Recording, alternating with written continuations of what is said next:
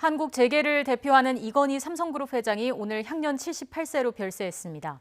지난 2014년 5월 급성 심근경색증으로 서울 이태원동 자택에서 쓰러진 뒤 6년 만이었습니다. 이 회장 별세 소식을 비롯한 주요 사건들 두 분과 자세히 짚어보겠습니다. 김성훈 변호사, 최단비 변호사 나오셨습니다. 어서 오십시오. 안녕하세요. 저희가 앞서서 취재기자를 통해서도 계속 짚어봤습니다만 다시 한번 정리를 좀 해보겠습니다. 오늘 오전 이건희 회장의 별세 소식이 전해졌는데 6년 5개월 동안 병상에 계속 누워 있다가 또 이런 소식이 전해진 거죠. 네, 그렇습니다. 2014년이었죠. 갑자기 이제 심근경색으로 병원에 입원하게 되셨고 그 이후로 사실상 계속 6년 5개월간의 투병 생활을 해왔습니다. 네. 그런 상황에서 이제 삼성그룹의 경영은 이재용 부회장이 관련돼서 이제 많은 것들을 맡아서 진행해 왔고요. 계속 투병이 이어지다가 이제 오늘 갑작스럽게 별세 소식이 전해졌습니다. 네. 어떻게 보면 삼성그룹으로서는 이런 사고를 계속 대비해 오긴 했지만은 또 한편으로는 또 당혹스러운 부분들도 있을 것으로 보입니다. 예. 유족 측은 간소하게 가족장으로 치르겠다 이렇게 이야기를 했는데 장례 절차는 어떻게 되나요? 네, 지금 알려진 바로는 일원동에 있는 삼성 서울병원에 이제 빈소가 차려질 것이다 이렇게 되어 있고요. 유족들이 원하는 대로 뭐 가족과 친지만 조문을 받고 나머지 장례 절차를 치르는 간소한 가족장으로 치르겠다 이렇게 지금 알려져는 있는데 이 삼성의 임원들의 내일 정도 오전에 이 빈소를 찾아서 조문할 예정이다 또 이런 얘기들도 있어서 아무래도 이 재계의 큰 별이다 보니까 그냥 가족장으로 간소하게 치르겠다라는 가족들의 또 의사는 있지만 많은 사람들이 조문을 하기 위해서 방문을 하지 않을까 이렇게 예상이 되고 있는 상황입니다. 네. 과거로 좀 거슬러 올라가 보겠습니다. 이건희 회장 같은 경우에는 부친인 이병철 삼성 창업주 별세 이후에 1987년에 2대 회장에 올랐는데 그동안 삼성그룹의 어떤 경영과 성장에 어떤 영향을 미쳤다고 좀 풀이할 수 있을까요? 네, 사실 2대 회장으로서는 그 어느 경영인보다 가장 성공적인 또 사업가였다고 생각합니다. 왜냐하면은 어떤 회사를 창업하는 것도 어렵고요. 또 키우는 것도 어렵지만 한편으로 잘된 회사를 물려받아서 더 크게 키우는 거 그건 굉장히 어려운 일이거든요. 이건희 회장이 처음 물려받았을 때 삼성그룹 전체 시가총액을 추정하기에 한 1조 정도로 보고 있었습니다. 그 이후에 이건희 회장이 경영에서 물러났을 때는 약 400조 원 가까이 되는 기업으로 40배 이상 키웠고요. 특히 이제 대표적으로 반도체라든지 여러 가지 지금 핵심적인 우리나라의 기간 산업이 될 수 있는 부분들에 적극적인 투자를 해서 소위 말해서 초일류 기업으로서 성장하는 데에서 지대한 공헌을 씌웠다 이렇게 볼 수가 있습니다. 네. 그래서 결국 경제계에서는 지금의 삼성, 지금의 대한민국의 경제 구조에 그 누구보다도 큰 공헌을 한 사람이다라고 볼 수밖에 없는 그런 성과를 남겼다라고 볼 수 있을 것 같습니다. 가장 성공한 기업인으로 꼽히면서 스포트라이트를 많이 받기도 했는데 하지만 또 힘든 시간도 있지 않았습니까? 네, 그러니까 가장 알려진 것이 김용철 변호사가 이제 폭로를 시작해서 삼성의 이 비자금과 관련된 사건으로 이제 특검 조사를 받았었죠.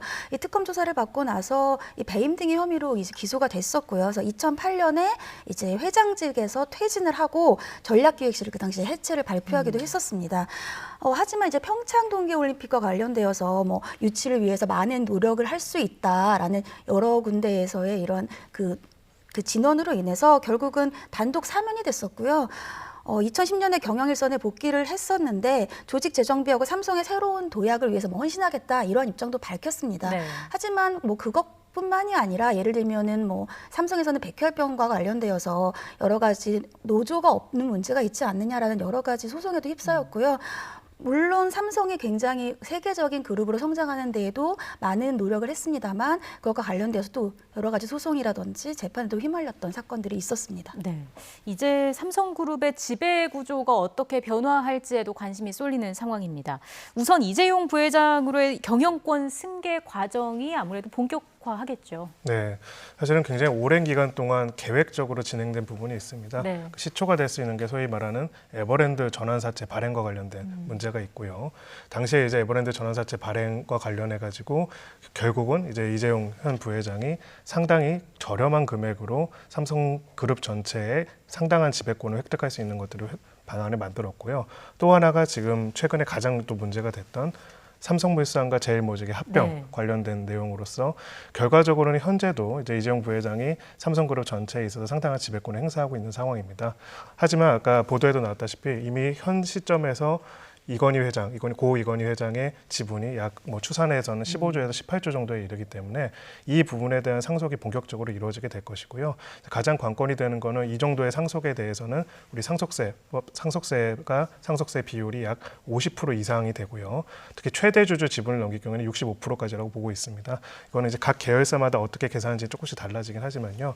추산하기는 약 10조 가까이 되는 세금이 부과될 수도 있다라는 상황이기 때문에 네. 보통 이렇게 경영권 승계와 관련돼서 이 정도의 조 단위의 이제 세금이 발생된다면은 현금 자산을 그만큼 가지고 있지 않는 이상 결국 기존의 지분들을 매각하거나 차입해가지고 또 할 수밖에 없는 부분들이 있어서 이 과정에서 어떻게 경영권이라는 지분 구조가 변경이 될 것인지가 경제계에서 굉장히 초미의 관심사가 될 것으로 보입니다. 네, 변호사님께도 질문 드리겠습니다. 지금 앞서 말씀해 주신 것처럼 이재용 부회장이 재판을 받고 있는 상황이잖아요. 앞으로의 경영 승계에 어떤 문제가 있지는 않을까요? 어떻게 보십니까? 일단 이 지금 현재 재판을 받고 있는 것이 크게 두 가지죠. 하나는 이제 국정농단과 관련되어 있는 것이고 하나가 이 경영권 승계에서 적법한 절차를 거쳤느냐 이 부분인데 네. 사실은 이 두 개가 맞닿아 있는 부분이 있는 재판입니다. 그래서 이것이 이제 곧 지금 이 경영권 승계와 관련돼서는 이미 한번 공판 준비기일이 시작이 되었고요. 국정농단 관련해서도 이제 조만간 다시 재판이 시작될 예정인데 이 재판에서 어떻게 나오는지에 따라서 예를 들면 향후에 앞으로 그 경영권을 어떻게 제대로 방어를 할 것인지 이런 네. 부분들에 있어서 많은 영향을 미칠 수밖에 없습니다. 말씀하신 것처럼 이 상속 과정에서 이 대한항공 상속 과정을 봤을 때에도 결국은 상속세와 이러한 여러 가지 때문에 그 관련되어 있는 상속인들 간의 분쟁이 일어나는 것들을 볼 수가 있으니까 이러한 부분들을 아예 가능성을 배제하기는 어렵거든요. 근데 만약에 이러한 분쟁이 발생을 했을 때 향후 재판에서 이재용 부회장에게 어떠한 예를 들면 유죄라든지 안 좋은 점들이 나온다라고 하면 앞으로 향후의 경영권을 안정적으로 가져갈 때 있어서 위험이 있을 수밖에 없기 때문에 네. 향후의 재판이 어떻게 진행되는지가 가장 중요한 또 경영권 승계와 관련된 문제이고요. 앞서 잘 설명해 주셨지만 결국 이런 것들이 전환사채를 저가 배정했는지 시세 조정을 했는지 이 회장 부회장이 이러한 것을 알았는지 여러 가지 부분들에 있어서 이 쟁점이 되는 부분들입니다. 네. 이건희 삼성 회장의 별세 소식 여기까지 정리를 해드렸고요. 추가 소식은 또 들어오게 되면 전해드리겠습니다. 다음 주제로 넘어가 보겠습니다. 김봉현 전 스타모빌리티 회장의 두 차례 옥중 폭로가 파장이 큰 상황입니다. 검사 접대와 비위를 은폐한 의혹에 대한 수사가 시작됐는데 먼저 윤석열 검찰총장이 국감에 출석해서 이 내용을 밝혔습니다. 듣고 오겠습니다. 제가 그 보도를 접하자마자 10분 안에 남부지검장에게 그 김모 씨 등을 상대로 철저히 조사해서 접대받은 사람들을 다 색출해내라 하고 지시를 했는데 자, 보도를 접하자마자 10분 안에 철저히 조사하라는 지시를 했다고 합니다. 그렇다면 보도가 나오기 전까지는 이 소식을 몰랐다라는 의미로 봐야 할까요? 네, 적어도 이제 윤석열 총장의 발언에 따르면 그런 취지로 이야기를 한 거고요. 네. 사실관계에 대한 쟁점은 세 가지가 있습니다. 첫 번째로는 김봉현 씨가 이야기한 것 같은 검사 접대가 실제로 있었는가? 이 부분도 확인이 필요하고요. 두 번째로는 이렇게 검사 접대를 한 거에 대해서 검찰에서 진술을 했는가? 네. 이것 또한 확인이 필요하고요. 세 번째로는 그렇게 접대를 했고 그렇게 진술을 했는데 그 수사팀이 그것을 검찰총장한테 보고했고 보고한 것을 검찰총장이 알고도 묵인했는가? 이 세 가지 이제 쟁점들이 확인이 되어야 합니다. 근데 사실은 이 세 가지 쟁점에 대한 별다른 확인이 없이 마치 네. 이제 이런 접대가 있었고 검사한테 이야기를 했고 검사가 총장한테도 보고를 했는데도 검찰총장이 이거를 수사를 못하게 했다는 식의 의혹이 제기되니까 윤 총장 입장에서는 전혀 자기들은 알지 못하는 내용이고 물론 이제 실제로 접대가 있었는지는 확인해 봐야겠지만은 예. 그 부분에 대해서 엄정하게 수사를 할 것을 지시했다 이런 식으로 주장을 한 것으로 보입니다. 자, 김봉현 전 회장의 2차 폭로로 검찰의 수사에 대한 신뢰성에 의문을 제기하는 목소리도 적진 않았습니다. 추미애 장관이 수사지휘권 발동과 별개로 감찰을 지시했는데 어떤 내용인지 설명을 해주시죠. 네, 감찰을 지시를 했는데 크게 두 가지라고 볼 수 있습니다. 아까 이제 보고 말씀을 하셨는데 그 보고가 두 가지로 나뉘어요. 네.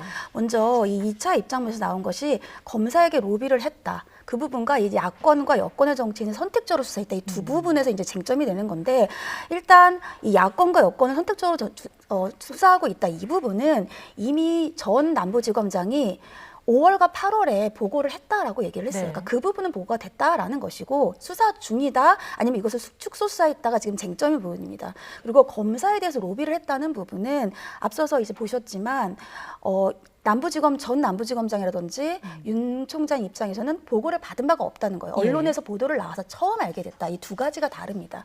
이 부분에 대해서 이 추 장관이 감찰 지시를 하면서 먼저 지금 이 김봉현 전 회장의 진술이 굉장히 구체적 정황에 부합하는 증거라는 거예요. 근데 이런 것을 알면서도 지금 보고가 안 됐다는 것은 문제가 있다. 그럼 과연 이것이 정말 보고가 안 된 것인가?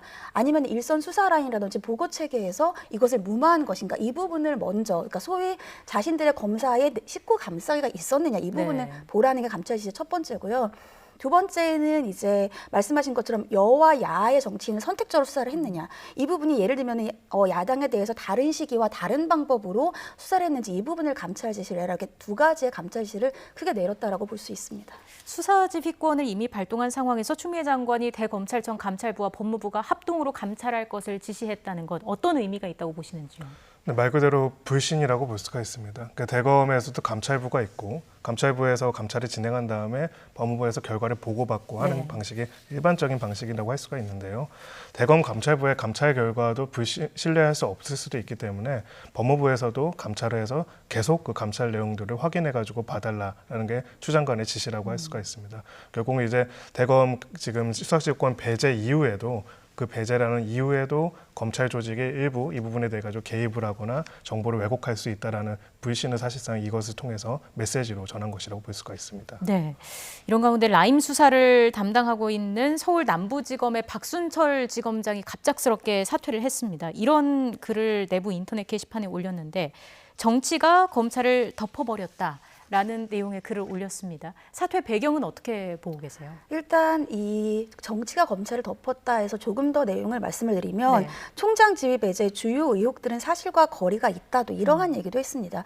그 얘기는 아무래도 이제 총장의 이 수사지휘권이 배제가 되지 않았습니까? 수사지휘권이 배제가 되면은 구체적으로 이 검찰은 어떠한 검찰에서의 수사가 과연 가능한가? 이 네. 얘기는 검찰의 중립성을 인정받을 수 있느냐 이러한 얘기로 또 해석이 가능합니다. 그렇기 때문에 일단 검찰이 수사의 중립성을 더 이상 유지하기가 독립성이라고 해요. 중립성보다는 독립성을 유지하기가 굉장히 어려워졌다라는 얘기를 하고 있는 것으로 보이고 두 번째는 수사팀이 어떠한 수사 결과를 내놓더라도 공정성을 의심할 수밖에 없을 것이다.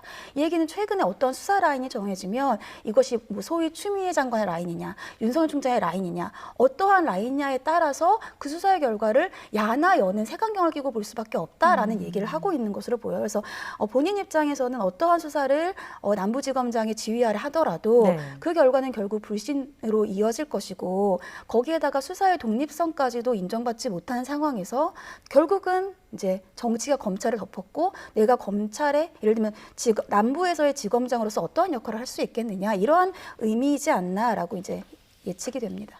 추 장관이 임명한 인사의 이런 비판은 어떻게 봐야 될까요? 네, 말 그대로 이제 우리가 검찰의 의미에 대해서 한번 생각해 보면 좋을 것 같습니다. 이제 검찰이 정치의 한복판으로 들어온 지 꽤 됐는데요. 어떻게 보면 검찰이 해야 하는 원래 본질적인 일은 객관적인 사실을 밝히고 그 객관적 사실에 기해서 범죄가 있는 경우에 기소를 하는 것입니다. 네. 그리고 일반적인 우리 민주공화국이 가지고 있는 시스템은 여기에 대한 신뢰에 기반해서 있는 것이죠. 네, 그러니까 변호사님께서 말씀해 주신 것처럼 이 정치에 관한 수사, 정치인에 관한 수사는 사실은 그 입장에 따라 가지고 극명하게 입장이 갈릴 수밖에 없습니다. 그 상황에서 이제 결국은 수사를 받는 입장에서는 항상 이제 그 수사라는 주체에 대해서 불신을 제기할 수밖에 없는 거죠. 근데 지금 이제 이 지검장은 소위 말해서 추미애 장관이 임명한 이제 남부지검장이긴 하지만은 자신들이 검찰로서 검사로서 객관적으로서 어떤 업무를 하는 것 자체에 대해서 여든 야든 간에 이분에서 철저하게 근본부터 불신하고 있는 상황에서는 과연 무슨 수사를 할 수 있고 수사라는 게 무슨 의미가 있을까 하는 걸 드러낸 거라고 볼 수가 있고요. 특히나 이 수사지휘권이라는 거는 총장에 대해서 행사된 거긴 하지만 또 한편으로는 검찰 조직에 대해서 행사된 걸로 보는 부분들도 있습니다. 그렇기 때문에 결과적으로는 이 수사에 있어서의 정치적 독립권을 지키지 못했고 적어도 이 검찰의 이 담당된 수사팀의 총책임자로서는 입장에서는 그렇다면 앞으로의 수사 진행도 큰 의미가 없을 것이라는 사실은 항의를 한 걸로 보이고요. 역설적이지만 그만두면서 이야기한 부분은 물론 각자의 정치적인 입장에서는 벌써 다 답을 정해놓고 이 부분을 접근하고 있지만은 사실은 수사라는 것 그 답을 제대로 찾아가는 과정이고요. 정확하게 말해서는 이 수사 결과에 대해서 모든 진영의 사람, 어떤 진영의 사람이든 받아들일 수 있는 내용을 만들어내는 그렇게 확인하는 과정들입니다. 그래서 제발 이제라도 이 수사 과정에 있어가지고는 양쪽이 가지고 있는 입장을 떠나가지고 객관적이고 공정하게 이루어질 수 있도록 지금 수사 과정에 대한 신뢰와 또 그 수사팀에 대한 수사팀 또한 그런 책임감을 가지면서 하되 그 내용에 대한 신뢰와 믿음을 좀 보여달라는 호소를 한 것이라고 보여집니다. 네, 박순철 지검장 후임에 대해서도 관심이 쏠렸습니다.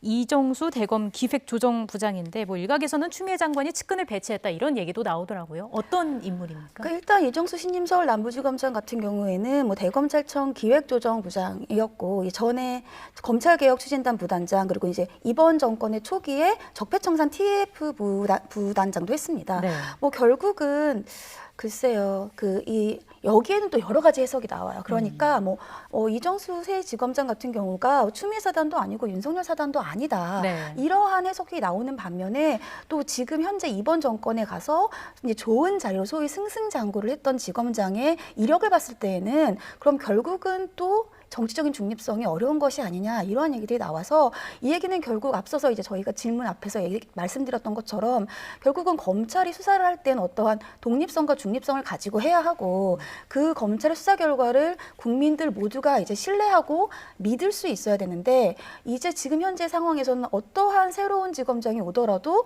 또 한쪽에서는 결국은 다른 쪽 인사니까 정치적인 중립성이 부족한 것이 아니냐, 특검을 도입을 해야 되는 것이 아니냐 이러한 주장이 계속해서 반복적으로 일어나고 있기 때문에 이러한 상황들이 지금 현재 좀 글쎄 안타깝다고 해야 될까요? 그럼 과연 나중에 어떠한 수사 결과를 들고 나와도 믿을 수가 있겠느냐 이러한 얘기들이 나올 수밖에 없는 상황입니다. 예, 말씀해 주신 것처럼 다양한 해석이 나오고 있는 상황입니다. 박순철 지검장 사퇴 이후 추미애 장관의 수사지휘권 발동에 대한 비판도 쏟아지고 있습니다. 윤석열 총장도 국감장에서 이에 대해 작심 발언을 했는데요. 먼저 화면 함께 보고 돌아오겠습니다. 법리적으로 보면은 검찰총장은 법무부 장관의 부하가 아닙니다. 위법하고 또 그 근거라든지 그 목적이라든지 이런 게 보여지는 면에 있어서는 부당한 건 저희들은 다 확실하다고 생각합니다. 법리적으로 검찰총장은 장관의 부하가 아니다. 장관의 수사지휘권 행사를 공개적으로 비판했습니다. 이 발언에 대해서는 두 분의 의견 모두 듣고 싶은데 먼저 변호사님 어떻게 들으셨습니까? 네, 결국은 이제 부하라는 그 용어 자체보다는 검찰청법의 취지를 보면 될 것 같습니다. 객관적으로 보면은 지금 검찰청법에서는 법무부 장관은 검찰총장에 대해서 지휘를 할 수 있고 감독을 할 수가 있습니다. 그리고 법무부 산하에 이제 검찰청이 있는 것도 맞고요. 네. 그 자체는 뭐 누구도 부인하지는 않을 겁니다. 그럼에도 불구하고 이제 부하라는 표현, 그 명령과 복종이라는 표현에 있어서는 좀 다른 의견이 있을 수가 있는 것이죠. 지휘와 감독을 받는다고 해서 법무부 장관이 모든 것들을 모든 수사와 관한 것들을 결정하고 그 지시를 따르도록 할 수 있도록 하는 것이냐 이렇게 묻는다면 그건 좀 다르다고 생각을 합니다. 네. 이제 검찰청법이라든지 관련된 법을 전반적으로 봤을 때는 검찰에 있어가지고는 여러 가지 수사라든지 검찰 조직의 관리에 있어서는 검찰총장의 책임에 대해서 인정을 하고 있고요, 규율을 하고 있습니다. 그 부분 왜 그렇게 규정을 했느냐의 가장 중요한 부분은 아까 변호사님께서 말씀하신 것처럼 검찰의 독립성과 중립성 때문입니다. 그 누구도 자기 자신의 일에 대해서는 재판관이 될 수 없다고 하는데요. 수사를 하다 보면 항상 어떤 정치적 세력이든 정치와 관련된 수사를 할 수밖에 없거든요. 근데 기본적으로는 법무부 장관은 정치적으로 임명이 되는 자리이기 때문에 각 정당에서 임명한 장관들이 모든 수사의 결과들을 직접 지휘하고 보고받는 형태가 된다면은 검찰총장은 단지 그 통로밖에 안 된다면은 결과적으로는 그럴 수 있는 객관적인 수사가 나올 수가 없는 거겠죠. 그렇기 때문에 이제 지휘 감독을 받기는 하지만은 우리가 일반적으로 이야기하는 무조건적으로 명령을 따라야 하는 존재로서 인정될 수는 없다라는 취지, 저는 그거는 맞다라고 생각을 하고요. 거기에 의해서 이제 그렇다고 해서 그러면 지휘와 감독을 받는데도 불구하고 명령을 안 받는다는 이유로 검찰이 마음대로 이제 행사를 한다면은 거기에 대한 통제와 견제를 위해서는 지휘권의 행사가 필요하지만 절제와 균형은 필요하다. 그러니까 이것이 만약 일방적으로 수없이 많은 지휘권이 발동이 돼가지고 사실상 검찰총장과 검찰의 독립성 자체를 완전히 무시하는 형태가 된다면은 결과적으로는 뭐 지금 정권과 앞으로 정권과 누가 되더라도 결국 정치 권력이 모든 검찰 수사를 직접 통제하게 되는 그런 불행한 구조가 나올 것이라고 생각을 합니다. 네, 변호사님 생각도 듣겠습니다. 저는 그냥 이제 윤 총장의 이날 발언을 이제 해석을 해보자면 법리적으로 검찰총장은 장관의 부하가 아니다. 이 앞에 법리적이라는 것에 만약에 방점을 둔다면 사실은 뭐 정부조직법이나 검찰청법에서는 당연히 법무부 장관이 가장 상급자이죠. 네. 이제 부하라는 거에 방점을 둬야 될 것 같습니다. 첫 번째로는 자신이 지위를 받지만 이 검찰청법에서 이렇게 그러니까 검찰총장은 구체적인 사건만 지휘하도록 되어 있거든요. 그 의미가 결국은 검찰의 독립성을 보호하기 위해서 처음 만들어진 것이니까 그 법의 취지에 따랐을 때에는 검찰은 독립성이 이제 인정이 돼야 되고 자신은 그런 점에서는 부하가 아니다라는 해석으로 보이고요. 두 번째는 검찰총장을 당연히 구체적 사건에서는 법무부 장관이 지휘를 할 수는 있지만 구체적 사건에서의 지위가 물론 해석의 지금 여지가 굉장히 많습니다. 구체적인 뭐 사례들이 있는 것도 아니고요. 하지만 보통은 뭐 기소의 의견을 했을 때 불기소로 지위를 한다거나 이런 게 아니라 이번 사건 같은 경우에는 라임과 관련된 또 자신의 뭐 친척 그리고 뭐 가까이 있는 측근들의 사건과 관련된 뭉뚱그려서 수사지휘권을 박탈했기 때문에 네. 이런 것들이 과연 검찰청법에서 얘기하는 구체적인 지위이냐, 구체적 사건의 지위이냐 이런 것들에 대해서 얘기를 하고자 했던 것으로 보입니다. 갈등이 계속 이어지고 있는데 앞으로 어떻게 전개가 될 걸로 예상하시는지요? 네, 어쨌든 수사는 진행이 됐고요. 결과는 나올 겁니다. 그러니까 라임과 관련돼서든 옵티머스에 관련돼서든 네. 혹은 관련돼서 이제 지금 윤석열 총장의 주변 뭐 측근으로 분류되는 분들이나 아니면은 가족과 관련된 사건들도 수사가 굉장히 빠르게 이루어질 가능성이 높고요. 뭐 좋든 싫든 간에 안타까운 거는 수사라는 거는 수사의 의지와 인력에 따라 가지고 결론과 속도가 워낙 차이가 나다 보니까 지금 이렇게 법무부 장관이 구체적인 지휘권을 행사했다면 결론이 빠르게 나올 가능성이 높습니다. 네. 그 결론에 대해서 또 결론에 따라서는 이 지휘권이 얼마나 정당했는지 아닌지에 대해서 이야기가 될 거고요. 특히 이제 라임과 관련돼서 김봉현 씨의 폭로로 시작된 내용들에 관해서는 네. 과연 그 폭로 내용이 얼마나 근거가 있는 것이었는지 아니 혹은 근거가 없는 것인지에 대해서도 지금 국민들도 궁금해하지 않습니까? 결국은 법무부에서 이거를 지휘권을 행사했다는 건 상당한 근거가 있다라고 봤다는 것인데 그럼에도 불구하고 별다른 혐의점이나 내용이 없다라고 한다면은 여기에 대한 또 다른 평가들이 이루어질 수밖에 없을 것으로 그렇게 보여집니다. 네, 상황을 계속 좀 지켜볼 필요가 있어 보입니다. 옵티머스 펀드 관련 수사에서 새로운 내용이 드러났다는 소식을 지금부터 또 전해드리겠습니다. 옵티머스에 1,000억 원가량을 투자한 전파진흥원이 오히려 펀드를 처음 판매한 대신증권에 먼저 관련 상품 개설을 요청한 정황이 포착이 됐다고 합니다. 이 내용 간략하게 정리를 좀 해주실까요? 네, 이 옵티머스와 관련되어서는 이제 문제가 이렇게 부실 펀드인데도 어떻게 공공기관이 이렇게 큰 돈을 투자를 했는가 이 부분이 이제 많은 이제 지적을 받고 있었는데 네. 그것과 관련된 또 다른 소식입니다. 그러니까 대신증권이 처음에 이제 옵티머스를 펀드를 판매하기 시작했는데 대신증권 담당자를 검찰 조사하는 과정에서 전파진흥원이 먼저 대신증권에 펀드 개설을 요청을 했다는 거예요. 네. 그러니까 이미 대신증권에서 개설되어 있는 펀드를 구매한 것이 아니라 투자를 한 것이 아니라 먼저 옵티머스 펀드에 우리가 가입을 할 테니까 펀드를 개설해달라 이렇게 요청을 했고 투자자 쪽에서 먼저 딱 찍어서 이 어떠한 펀드를 개설해달라고 하니까 그 상품의 심의에 대해서 가치를 뭐 평가하거나 아니면 구체적으로 자산의 운영 능력이라든지 이런 것들이 있는지를 심각하게 보지 않고 이것을 펀드를 개설했다 이러한 얘기고요. 결국 그렇게 해서 지금 이 전파진흥원이 이렇게 많은 펀드를 개설했고 투자를 했다라는 얘기입니다. 예, 전파진흥원 관련해서 설명을 잠깐 드리자면 잠적 중인 정영재 전 옵티머스 대표의 로비를 받고 펀드에 거액을 투자했다는 의혹을 받고 있는 상황입니다. 이번에 새롭게 드러난 이 정황이 사건에 어떤 영향을 미치게 될 걸로 보시는지요?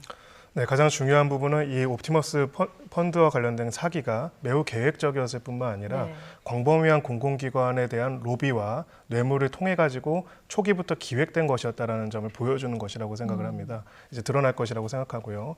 이 펀드의 구조가 기본적으로 이렇게 되어 있습니다. 이 펀드를 설립해서 만드는 이제 사람들이 있고요. 업무집행조합원이나 업무집행사원이라고 할 수 있는 사람들이 있고 이 사람들이 투자자들로부터 돈을 모아가지고 어떤 곳에 투자를 합니다. 그래서 이것을 운용을 해가지고 수익을 투자자들한테 주는 거죠. 네. 근데 이 사모펀드를 이제 판매한다라고 해가지고 우리가 이렇게 여기 돈을 투자자들로부터 받으면 여기에 투자를 해서 수익을 다시 또 이 산 사람들한테 줄 것이니 이것을 증권사에서 팔아달라고 하는데 네. 아까 말씀드렸던 것처럼 대신증권 같은 경우에는 그것을 파는데 그것을 전파진흥원이 증권사 창구에서 혹은 증권사 영업을 통해서 샀다라면은 이건 특별하게 문제가 안 될 수도 있습니다. 근데 일종의 지불을 치자면은 이미 매수인 매도인이 다 정해진 상태에서 갑자기 우리가 이 집을 살 거니까 이거를 중개해 주세요 하고 중개사무소에 간 거나 마찬가지예요. 그러니까 결국은 이 펀드에 대한 투자, 이 펀드 자체가 사기성이 있고 이 펀드 운영에 문제가 있을 수 있고 이것에 대해서 증권사에 검증이 없다는 걸 알면서도 공공기관에서 계획적으로 수백억 원을 투자했다는 거는 이 과정에서 굉장히 큰 부패가 있을 가능성이 높다는 걸 보여주는 거라고 생각합니다. 이제 그 옵티머스 전 대표가 잡혔기 때문에 과연 이러한 내용들을 어떤 형식으로 로비가 이루어졌는지를 밝히게 될 것이고요. 두 번째로는 이걸 통해 가지고 옵티머스가 그러면 전파진흥원만 이렇게 로비를 해가지고 했을 것인가? 그렇지는 않을 겁니다. 이게 통했다면은 다른 기관, 다른 공공기관도 계속 그렇게 했을 가능성이 높기 때문에 나머지 이제 공공기관의 투자와 관련된 여러 가지 문제점 또한 밝혀질 것으로 보여집니다. 이 부분은 어떻습니까? 전파진흥원이 오히려 그 대신증권을 사기 혐의로 수사 의뢰한 것으로 알려졌는데 이 부분은 어떻게 볼 수 있을까요? 그러니까 이 부분이 전파진흥원이 말씀드린 것처럼 굉장히 많은 돈을 투자를 했고 그때 먼저 개설을 요청해서 투자했다고 했잖아요. 그 당시에 이미 옵티머스 펀드가 상황이 안 좋았습니다. 그런데 전파진흥원이 이렇게 많은 돈을 투자하면서 이게 소위 마중물이 되면서 옵티머스 펀드가 위기를 한 차례 극복을 했거든요. 네. 근데 그렇게 자신들이 개설해달라고 요청한 대신증권을 오히려 2018년도에 사기죄로 기소를 합니다. 그러니까 우리의 공공기관에 있어서 이러한 자금이 지금 어떠한 위기 잘못된 펀드를 투자함으로써 위기가 왔다라고 해서 이제 그 수사를 의뢰를 하는데 배임 혐의로 그러니까 이제 이상하다는 거예요. 앞서서 말씀하신 것처럼 지금 이번에 검찰 조사에서 이 관련자가 분명히 전파진흥원에서 대신증권에게 딱 옵티머스 펀드라고 찍어서 우리에 개설해달라고 요청을 해놓고 그래놓고 나서 어떠한 문제가 생길 것 같으니까 대신증권에게 오히려 이것을 잘못을 혐의를 뒤집어 씌운 것이 아니냐. 네. 그렇다고 한다면 이 처음에 투자를 개설했을 때부터 이미 옵티머스 펀드가 어떠한 문제가 있었는지를 알았는가. 이러한 부분들을 지금 검찰이 투자의 경위를 이제 수사할 예정이라고 하고요. 여기에 더해서 이제 로비와 결국은 맞닿았을 수 있으니까 그 과정에서 어떤 로비 정황이 있는지도 현재 수사할 예정에 있다라고 합니다. 예, 이런 와중에 현재 구속 기소된 김재현 옵티머스 대표가 올해 상반기에 금감원 조사가 시작하기 전에 금감원 퇴직 간부를 만나서 도움을 요청했다. 이런 이야기도 들려오더라고요. 어떤 내용인지 설명해 주실까요? 네. 결국은 이런 사모펀드들을 관리 감독하고 이런 일에 미연에 방지하는 것이 바로 금융감독원입니다. 근데 결과적으로는 마치 CCTV를 누군가가 고의적으로 끈 것처럼 감시가 전혀 작동하지 않았습니다. 완전히 별개의 펀드인데요. 연이어서 결국 합쳐서는 2조 원 넘는 피해가 발생을 했기 때문이죠. 네. 그리고 두 번째로 만약에 이제 이게 문제가 될 경우에 시장에서 문제가 될 경우에 그것을 다시 검사해서 무엇이 문제인지를 파악하고 해야 하는 것 또한 금융감독원이 해야 할 역할입니다. 그 과정도 매우 더디게 이루어졌고요. 제대로 이루어지지 않았습니다. 결국 이제 이 사건과 관련해서 판단하는 것들은 이 각각의 주범들이 어떻게 사기를 범했고 어떻게 금융자본시장법을 위반했는지를 보는 것도 있지만은 이 전후에 특히 후반부에 있어가지고 제대로 된 관리 감독이 이루어지지 않은 정황은 무엇인지 그것을 혹시 금융감독원의 전 간부 혹은 현 직원, 현 간부들이 개입된 로비를 통해 가지고 이루어진 것인지를 봐야 할 것이고요. 만약 그보다 그 이상의 로비라든지 부패가 있다면 그 또한 확인을 해야 할 것입니다. 그래서 이런 진술과 이런 내용들이 굉장히 중요한 요소고요. 이 부분에 대해서 아직까지도 제대로 수사가 못 되고 이제야 이제 진술들이 나왔다는 것들은 네. 굉장히 안타까운 부분이 아닐까 그렇게 생각합니다. 참 들여다볼 부분이 많습니다. 이런 라임, 옵티머스 사건 정치권에서 논란이 되고 있습니다만 저희가 본질을 잊어서는 안 되겠습니다. 두 사태 관련 피해자가 5천 명이 넘고요. 피해 액수는 2조 원이 넘는 상황입니다.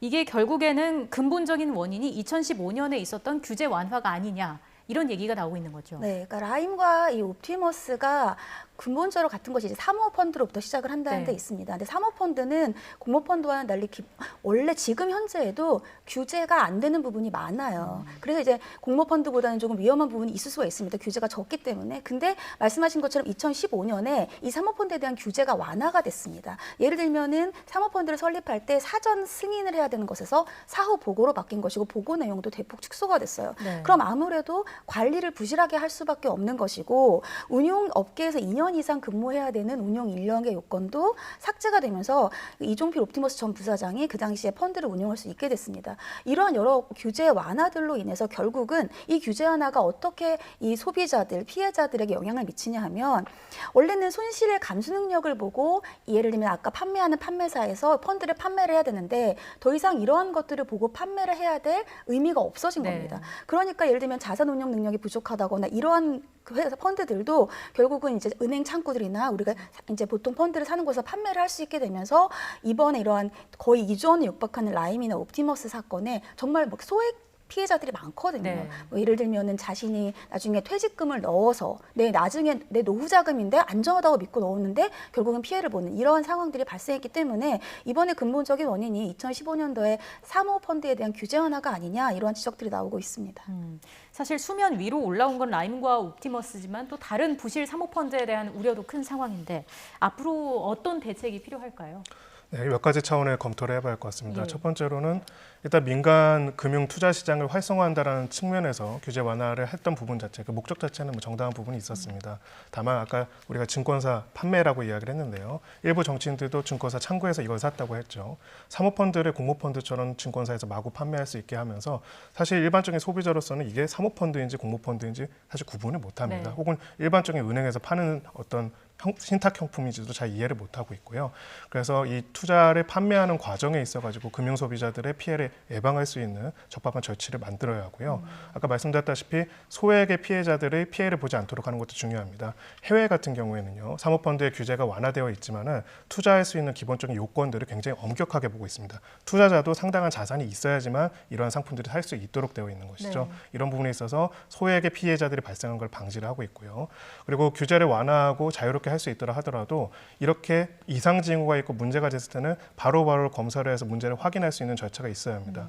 라임과 옵티머스는 지금 이제 2020년에 이렇게 논란이 되고 있지만 사실은 이상 징후들은 그 전부터 계속 있었고요. 계속 보고가 됐습니다. 작동을 안 한 것이죠. 이런 부분들을 이번에 확인을 해서 담당자들의 처벌뿐만 아니라 그렇다면 어떻게 하면 다시 이런 부분들이 있을 때 사전에 모니터링을 하고 사후적으로 빠르게 개입을 해서 피해를 차단할 것인지를 사실은 연구해서 제도적으로 만들 필요가 있다 이렇게 생각합니다. 다시는 이런 일이 발생해서는 안 될 텐데 변호사님께서 마지막으로 투자자들이 사모펀드에 대해서 어떤 자세를 취해야 하는지도 정리를 해주시죠. 일단 이 사모펀드 같은 경우에는 말씀드린 것처럼 공모펀드랑 달리 좀 규제가 적습니다. 그렇기 때문에 내가 투자를 했을 때 공모펀드처럼 보호를 받지 못하는 부분들이 있어요. 그리고 이번에 옵티머스 같은 경우, 라임 같은 경우에는 투자자들에게 받은 투자금만이 아니라 다른 투자자, 은행들로부터 돈을 빌리면서 은행들에게 먼저 갚는 조건으로 돈을 빌려서 결국은 지금 피해자들이 거의 돈을 못 받는, 보상을 못 받는 상황까지 올 수 있거든요. 그렇기 때문에 보통 은행에서 설명을 할 때 이해하기가 굉장히 어렵습니다. 하지만 설명 의무는 대부분 지키거든요. 물론 좀 부실한 설명을 뭐 이번에 라임이나 옵티머스에 있긴 했지만 그런 부분들을 좀 꼼꼼하게 따져보시고 본인이 이렇게 위험한 데에 투자를 할 수 있다라는 거. 사실은 옵티머스 같은 경우에도 굉장히 우량주에 투자한다라고 얘기를 하고 위험한 데 투자를 했거든요. 이런 부분들 항상 본인 스스로가 더 관심을 가지고 지켜보셔야 된다. 이렇게 말씀드리고 싶습니다. 네, 알겠습니다. 지금까지 김성훈 변호사 그리고 최단비 변호사와 함께했습니다. 두 분 말씀 고맙습니다.